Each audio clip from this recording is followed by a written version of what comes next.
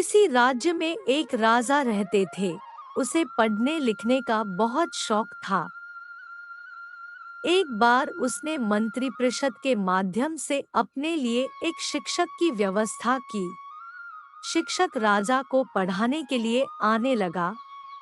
राजा को शिक्षा ग्रहण करते हुए कई महीने बीत गए, मगर राजा को कोई फायदा नहीं हुआ। गुरु तो रोज खूब मेहनत करते थे, परंतु राजा को उस शिक्षा का कोई फायदा नहीं हो रहा था। राजा बड़ा परेशान था।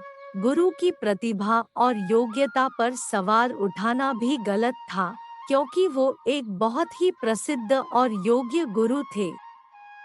एक दिन राजा ने रानी से पूछा, इतने दिनों से गुरु से शिक्षा प्राप्त करने की कोशिश कर रहा हूँ, लेकिन मुझे एक भी ज्ञान प्राप्त नहीं हुए। इसका क्या कारण हो सकता है रानी?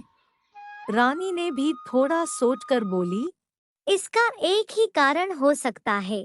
या तो गुरु अच्छे से आपको पढ़ा नहीं रहे हैं, या तो आप अच्छे से पढ़ नहीं रहे हैं। लेकिन मुझे जहाँ तक पता है, आप तो पढ़ने में बहुत इच्छुक है, तो शायद गुरुजी में ही कोई कमी होगी। फिर राजा बोले, लेकिन ऐसे कैसे हो सकता है?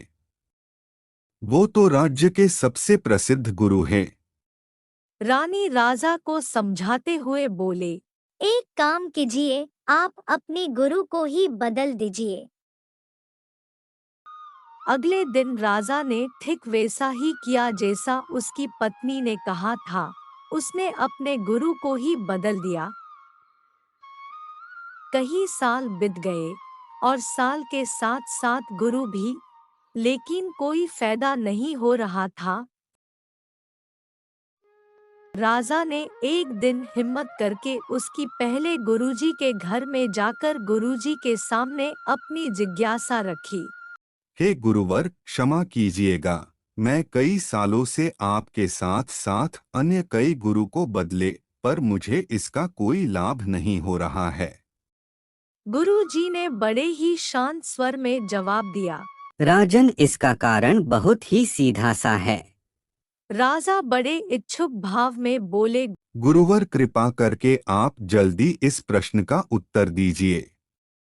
गुरुजी ने कहा, राजन, बात बहुत छोटी है। आप अपने बड़े होने के अहंकार के कारण इसे समझ नहीं पा रहे हैं। आपने सिर्फ अपने गुरुओं में कमी देखी, पर कभी आपने अपने आप की कमी को महसूस नहीं किया। माना कि आप एक बहुत बड़े राजा हैं। आप हर दृष्टि में मुझसे पद और प्रतिष्ठा में बड़े हैं, लेकिन गुरुकुल के अंदर आपका और मेरा रिश्ता एक गुरु और शिष्य का है। गुरु होने के नाते मेरा स्थान आपसे उच्च होना चाहिए, लेकिन आप स्वयं ऊंचे सिंहासन पर बैठते हैं और मुझे अपने से नीचे के आसन पर बैठाते हैं। बस यही एक कारण है जिससे आपको न तो कोई शिक्षा प्राप्त हो रही है और न ही कोई ज्ञान मिल रहा है। आपके राजा होने के कारण मैं आपसे यह बात नहीं कह पा रहा था। कल से अगर आपको सच में ज्ञान प्राप्त करनी है तो खुद की कमी पर सवाल जरूर करिए और अपने गुरु को ऊंचे आसन पर बैठाएं और स्वयं नीचे बैठें। राजा की समझ में सारी बात आ गई और उसने तुरंत अपनी गलती को स्वीकारा और गुरुवर से उच्च शिक्षा प्राप्त की।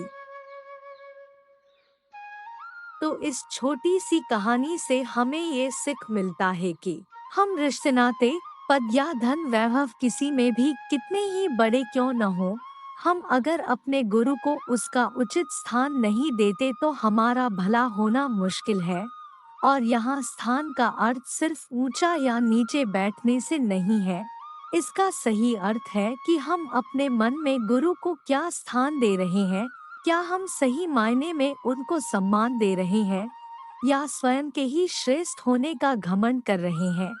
अगर हम अपने गुरु या शिक्षक के प्रति हेय भावना रखेंगे तो हमें उनकी योग्यताओं एवं अच्छाइयों का कोई लाभ नहीं मिलने वाला, और अगर हम उनका आदर करेंगे, उन्हें महत्व देंगे तो उनका आशीर्वाद हमें सहज ही प्राप्त होगा।